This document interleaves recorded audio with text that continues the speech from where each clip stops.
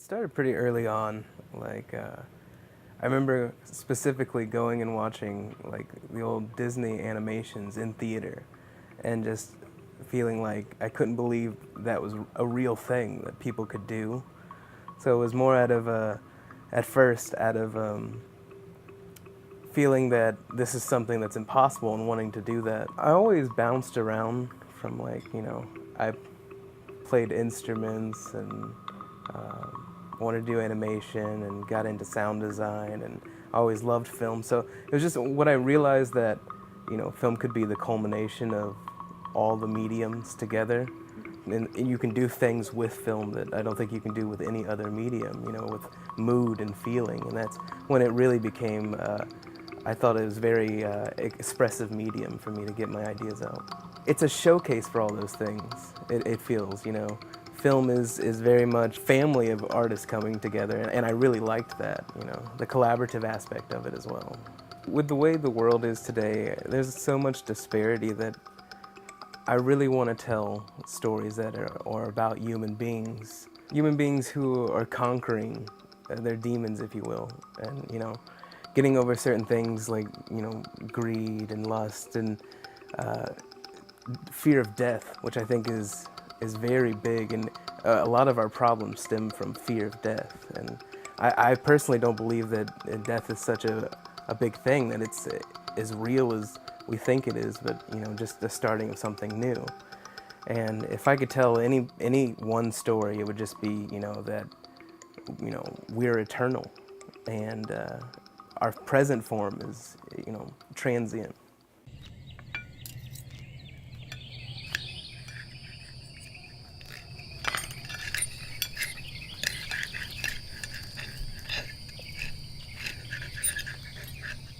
What's the matter, brother? Did another one of your relationships fall victim to your anal retentiveness? You were one to talk about love loss.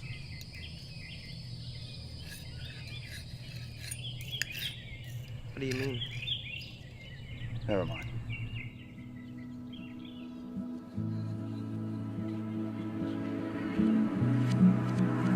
What do you mean? Nothing. Did you hear about this most recent mass murder in Africa? What do you know about anything, Lefty? My biggest filmmaking influence is Stanley Kubrick, like hands down.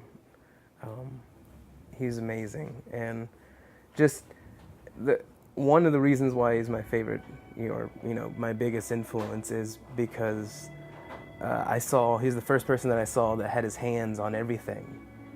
He still gave credit to everyone who did their part, but he was there on every step of the project, and from pre-production to production to post-production, he was there, and it was his baby, even to afterwards, where he had to make sure his film was represented properly, going to the theaters and making sure 2001 was shown in the exact aspect ratio that it was supposed to. So him and Wes Anderson is a big influence of mine, Spike Jonze. Non-filmmaking,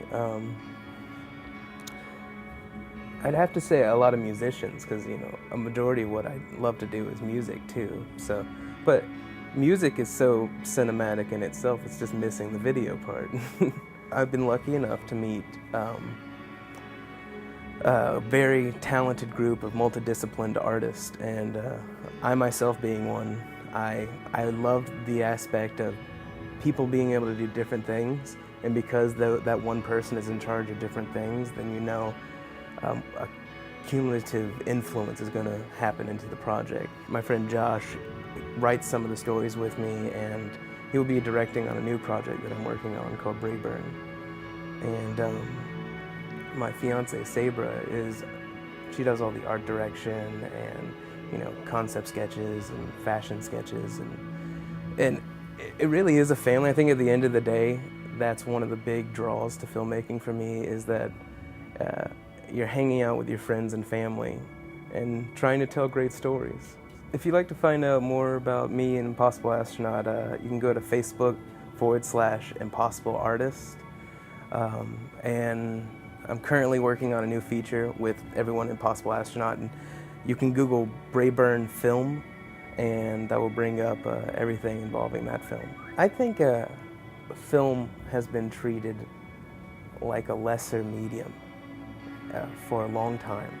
It's been treated as child's play when I feel like it's the hardest medium to do. I mean, every medium has its challenges, but when you combine so many together, it's really good. It's a really tough thing to do, and the way it's portrayed nowadays and sometimes the way it's used, I think is wrong, because it's such a serious art form and what it can do and what the potential it has to show and what it already has shown. It gets sometimes frustrating seeing that the mainstream attention is on explosions and superheroes and death and sex, and when there's so many great stories that have been told and can be told.